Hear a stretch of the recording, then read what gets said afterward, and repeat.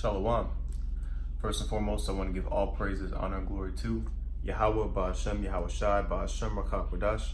Double honors to the apostles and elders of Great Millstone, and peace and salutations to the elect. This video is going to be a response video to the video that the brother Bonsapad had done, titled Wide is the Gate of Destruction. So I just want to go ahead and get a couple of scriptures, to land back, if you will, on top of the lesson, and Lord willing is edifying. So this is 2nd Ezra chapter 8, and I'll start at verse 1. It says, "And he answered me, saying, The Most High hath made this world for many, but the world to come for few." So this world that we're in right now, currently we're in the self-proclaimed white man's world, right? Like people like to say, it's the white man's world. Well, that's because the earth has been given into the self-proclaimed white man, who is the biblical Edomites. And so I'm gonna read it again. It says, "And he answered me, saying, The Most High hath made this world for many, but the world to come for few." So this world that we're in right now has been made for the multitude of the heathen to live in all manner of wickedness. But this world that we're in right now, we hate it, man. We're the small portion of people who don't actually like this world. Those men who are in the know, who believe in Yahweh Ba'ashem Yahweh Shai, and who's pushing his word, waiting for him to return. We are the ones who are seeking salvation. So it says, the world to come for few, which is, what is the world to come? The kingdom of heaven. The kingdom of heaven, when the world that we know right now is going to be done away with. The governing entities that control these different countries are going to be done away with. And the rulership that Yahweh Ba'ashem Yahweh Shai is going to set up, and righteousness is going to be ruling. There's a precept that just popped up in my head real quick. I'm going to get, Lord willing.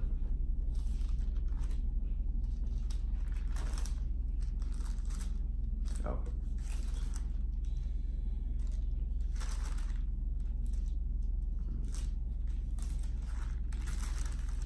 Here it is.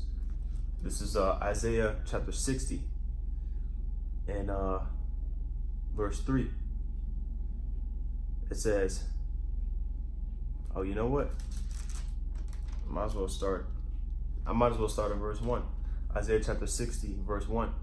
It says, "Arise, shine, for thy light is come, and the glory of Yahweh is risen upon thee."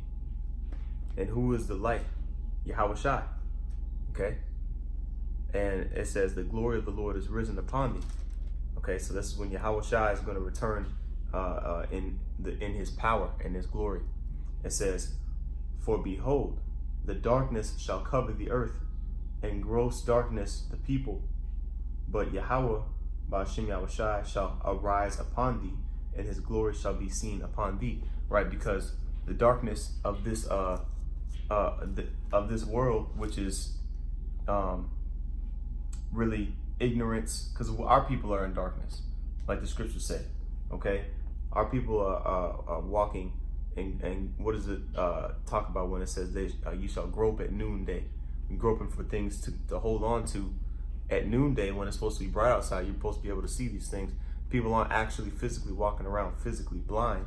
They're spiritually blind. They aren't able to see and discern and understand the things that are spiritual. Only they can see carnal things, like it talks about in 1 Corinthians.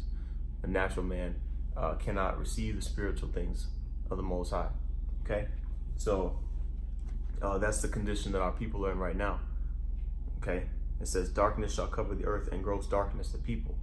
Our people are spiritually blind. They're spiritually in darkness. But it says, "But Yahweh Ba'ashem Yahweh Shai shall rise upon thee, and his glory shall be seen upon thee." So those who believe, starting with those who believe in the Lord His glory is seen upon us on a small level right now. Okay, and you're seeing an illustration of it right now. You see lessons being put up by, men that before were in darkness did not have an understanding. Now we have the understanding. Okay, but it's going to become fully manifest when Yahushua returns. And it says, and the Gentiles shall come to thy light, and the kings to the brightness of thy rising. Okay, and this is talking about that world to come. Okay, this is talking about that world to come. I'm gonna read it again in 2nd Ezra. It says that world to come is for few. 2nd Ezra chapter 8, verse 1. And he answered me, saying, the Most High hath made this world for many, but the world to come for few. The elect, those who have been selected, okay, from the foundation of the earth to be saved in these times. Okay? And this is a beautiful chapter, so we can, brothers, got some time, you can read on Isaiah 60. But that's the point on that. The next scripture I wanted to get was in John. Get it real quick.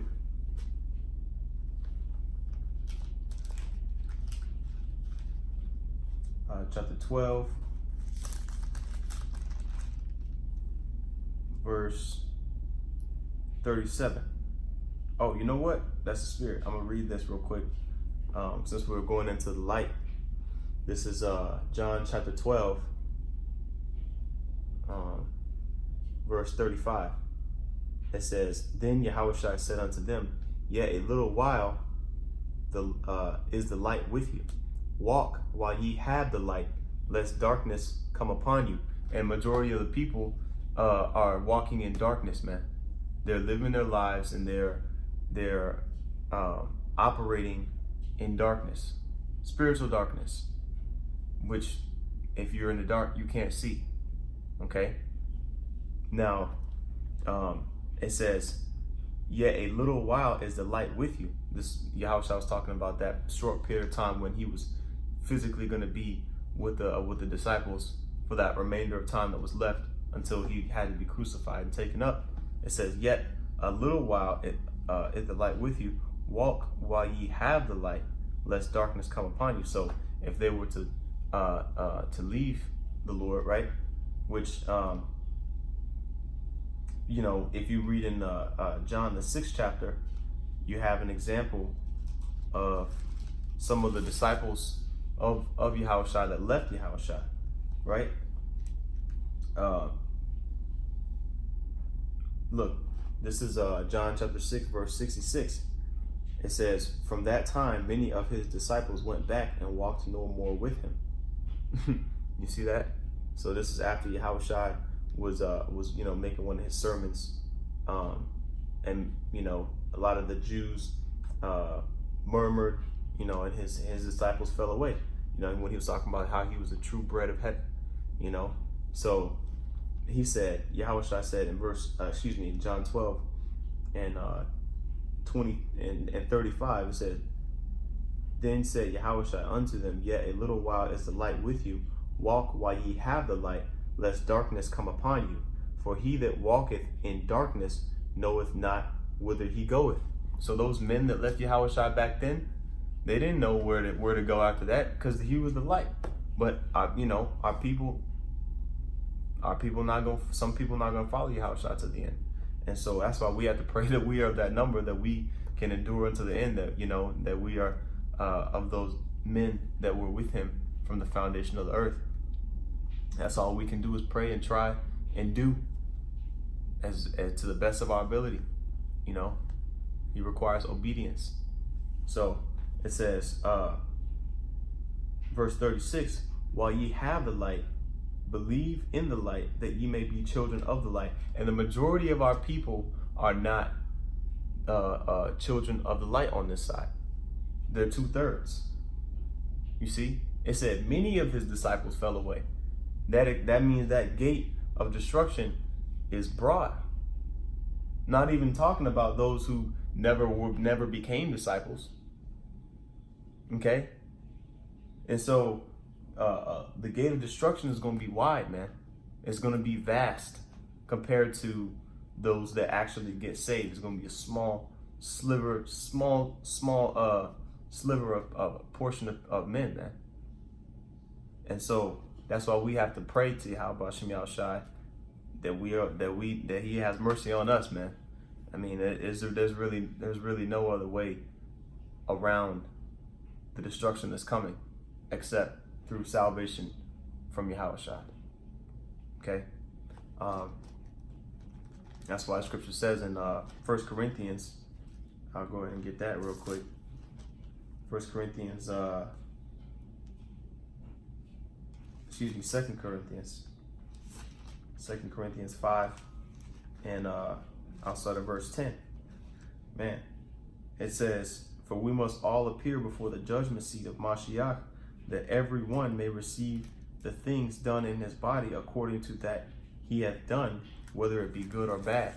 Okay, every man and woman has to stand before that judgment seat, man. Will have to account for the things that they said, whether it was according on the right hand side or left hand side of His will. It says, "Knowing therefore the terror of the Lord, Yahweh Shem Yahushai, we persuade men." So Paul was saying, look, we understand what the Lord is capable of. We're explaining what He's capable of to those who fear Him, and that's how we're persuading men to cast off the old man and come into this thing, come into the truth. It says, "But we are made manifest unto the Most High, and I trust also are made manifest in your consciences." Okay, and basically be made manifest is to be to reveal to reveal yourself. So Paul was saying, I hope that this is something that's constantly dwells in your mind. Okay, and so let me go back here to John chapter 12, and I'll read verse 36 again. It says, "While ye have the light, believe in the light, that ye may be the children of light. These things spake Yahushua, and departed, and He did hide Himself from them." It says, "But though He had done so many miracles before them, yet they believed not on Him."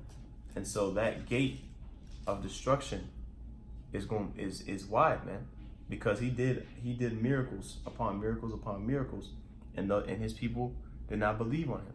So what other route are they going to take if they're not taking the way of that straight gate? They're taking that wide gate, that path of destruction. And so wide is the gate of destruction. A gate is something you enter into, and our people are going to enter into destruction, man. There's going to be unescapable. I wanted to get this example here, this prophecy here in Jeremiah chapter 1, and I'll start at verse 17. It says, "Thou therefore gird up thy loins and arise and speak unto them all that I command thee." Now this is the angel of the Lord speaking to Jeremiah the prophet. And so we could receive this message as well and internalize it because we are the prophets. And so we can take this as advice or as a commandment actually as well. It says, "Be not dismayed at their faces, lest I confound thee before them." Right? So the Lord told Jeremiah not to be dismayed at the faces of these scoffers and scorners. And so when we see them scoff and scorn, we're not supposed to back down. We have confidence through Yahushua that He is going to perform the things that He said. And so it said, "Be not dismayed at their faces, lest I confound thee before them."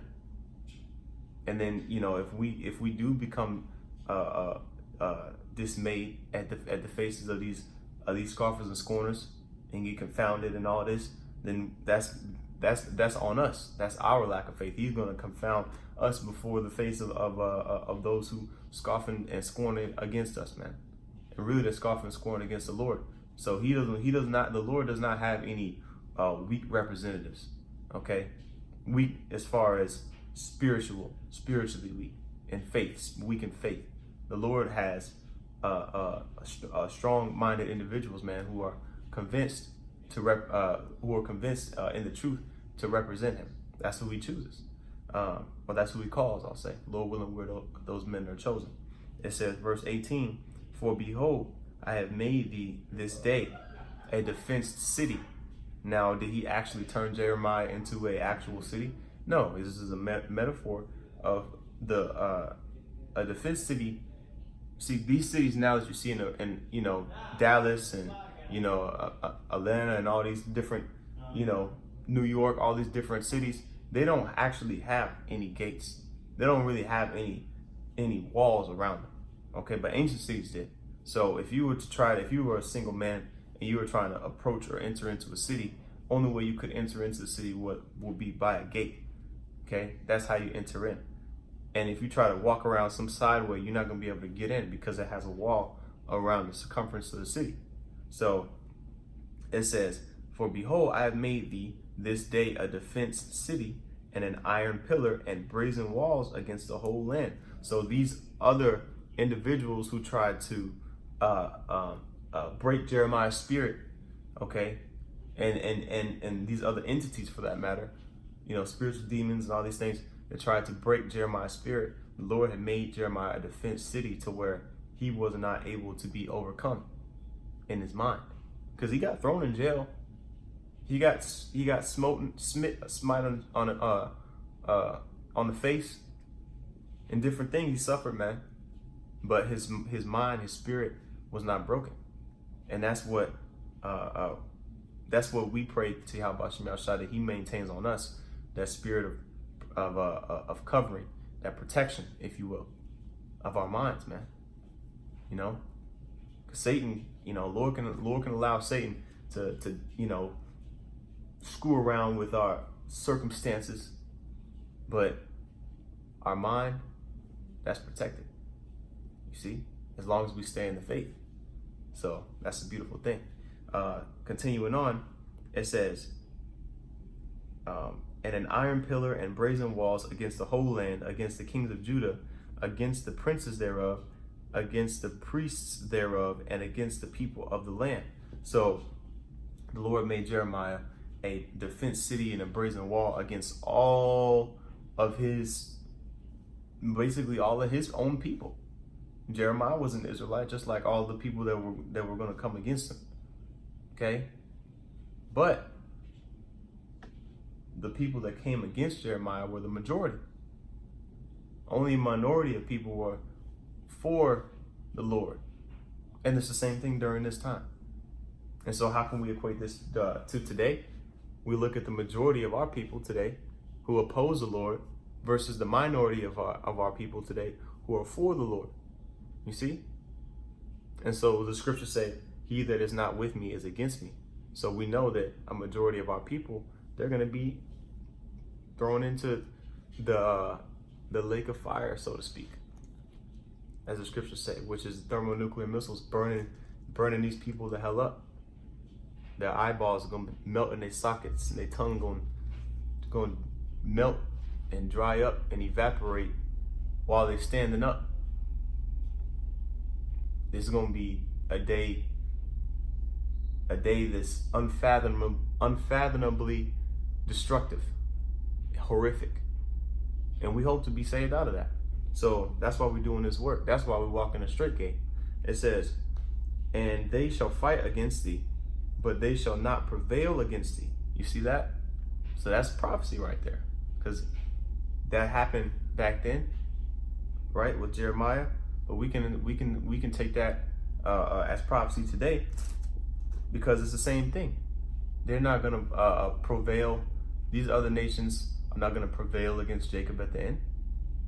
The Lord, Yahweh Shem Yahshua, is going to prevail, and those who follow Him will prevail. And only those who can truly follow Him are the Israelites, no other nation. So it says, and they shall fight against thee, but they shall not prevail against thee. For I am with thee. See, that's the reason why they can't beat us. Because they're not fighting against us, they're fighting against the Lord. And we're just attaching ourselves onto the Lord. You know, we like a little kid running behind his back, you know, for protection. Because we can't do nothing. He made us weak to show his strength if he saves us, you know, if he whatever way he decides, you know, to deliver a man who believes in him. So it says, for I am with thee, saith Yahweh, to deliver thee. And that's what he's going to do. He said it. Now, if we're of that number, we hope. But some 144,000 men are going to be saved in an illustrious manner, okay, in a marvelous manner. And the whole world, every eye is going to see that power that are saving, they're saving those men. And then they're going to have a whole nother change. They're going to try to, you know, they're going to try to be on that side that's getting saved, but it's going to be too late. They already went through that gate of destruction, that wide gate, that wide path is the path that everybody's choosing right now, when things seemingly, at least in America, right, are in relative harmony. And so they've made their choice. You know, the doors of repentance are speedily shutting. And so we hope and pray to Yahweh Shem Shai that he has mercy on us when that day of judgment comes, which is coming sooner than you may think. So that's pretty much the point in the lesson. Lord willing, you brothers were edified. With that, we give all praises, honor, and glory due unto Yahweh, Ba'ashem Yahweh Shai, Ba'ashem Rakak Radash. Double honors to the apostles and elders of Great Millstone. Peace and salutations to the elect. Shalom.